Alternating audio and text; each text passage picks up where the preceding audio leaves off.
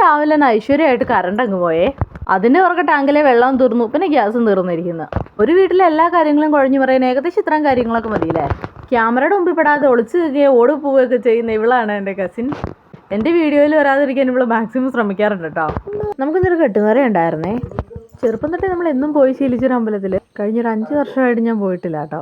അപ്പോൾ 5 വർഷങ്ങൾക്ക് ശേഷം ഞാൻ ഇങ്ങോട്ടേക്ക് പോകുന്നതാണ്. അതിൻ്റെ ഒരു ഹാപ്പിനെസ് എനിക്കുണ്ടായിരുന്നേ. ഈ വഴിയിലൂടെ തേരാപാര കുറേ നാളായിട്ട് പോകുന്നുണ്ടെങ്കിലും ഈ അമ്പലത്തിലേക്ക് കയറൽ കുറവാണേ. ഏതായാലും 5 വർഷങ്ങൾക്ക് ശേഷം ഭഗവാനെ കണ്ട് മനസ്സ് നിറഞ്ഞെന്ന് തൊഴുതിട്ടുണ്ട്.